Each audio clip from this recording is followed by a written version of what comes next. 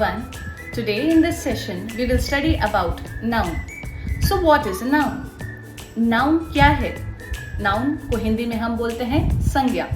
So as we usually play the game, name, place, animal and thing. So we have to remember only these four things. Name, for example, Rahul.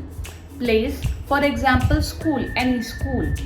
And animal, so we can say cat, dog, etc. And thing like table, chair, etc. So these types of words are known as noun. And so we will study today about 10 types of noun. So first is common and proper noun. What is the difference between common and proper noun? Common और proper noun होता क्या है? Common और proper noun के बीच में जो difference है, that is, if I particularly say about a thing. For example, I take a name of a person, for example, Rahul. I take the name of a school, for example, St. Paul's School. I take the name of an animal, for example, dog. If I take the name of a thing, for example, chair, it is proper noun. And when I say teacher, teacher can be female or male. I say doctor, doctor can be male or female. If I say student, student also can be a male or female. If I say boy, boy can be anyone. No particularly name is given, है ना? So it means if I specify things, that is proper noun. But if I don't specify thing, that is a common noun. This is the difference between common and proper noun. So moving further, I will tell you about abstract noun. So what is an abstract noun?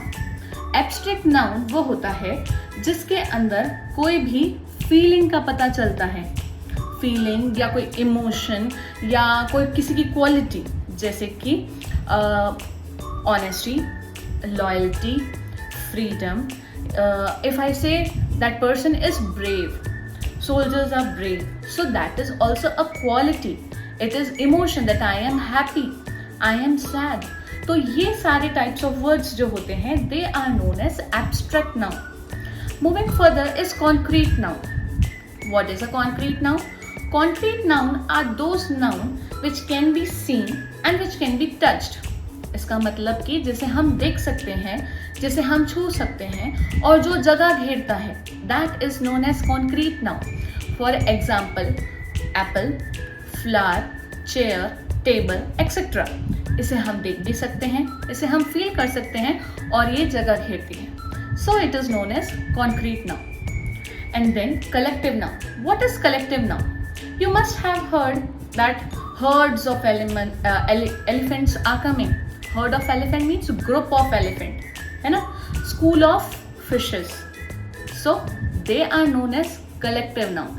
जब कोई group में कुछ होता है, if I say bundle of notebooks, है ना?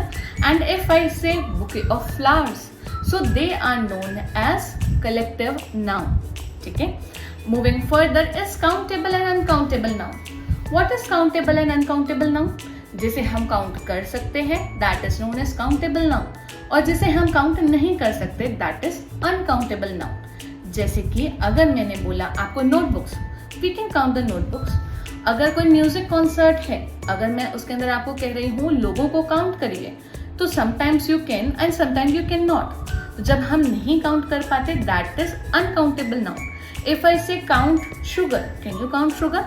No. So sugar, milk, rice, salt, water, these are uncountable nouns.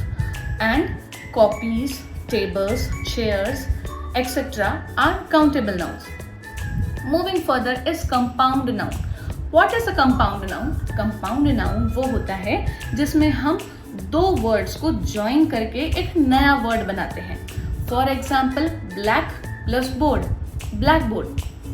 Sun plus flower, sunflower.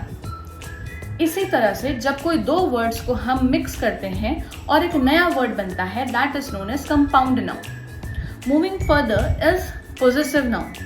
Possessive noun क्या होता है? जिसके पीछे apostrophe s लगता है.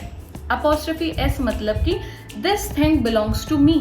For example, अगर मैं कह रही हूँ Ravi's bag, Ravi apostrophe s bag, यानी रवि का बैग। वो जो बैग है दैट बिलोंग्स टू रवि, वो रवि का है, वो रवि को बिलोंग करता है। This means the possession is said. Possession बता रहा है वो हमें कि कौन सी चीज किसे बता रही है। अगर मैं कह रही हूँ जतिन्स नोटबुक, तो जतिन की notebook, this is possessive noun. And then lastly 10th comes is regular noun. So what is a regular noun? Regular noun क्या होता है? Regular noun वो होता है जिसके पीछे simply s या es लगता है, जिसको हम singular to plural भी बोल सकते हैं। कार का अगर मैं cars कर दूंगी, that is regular noun. बस को अगर मैं buses बना दूंगी, that is your regular noun. Okay, that's all. 10 types of noun are there in this session. Thank you.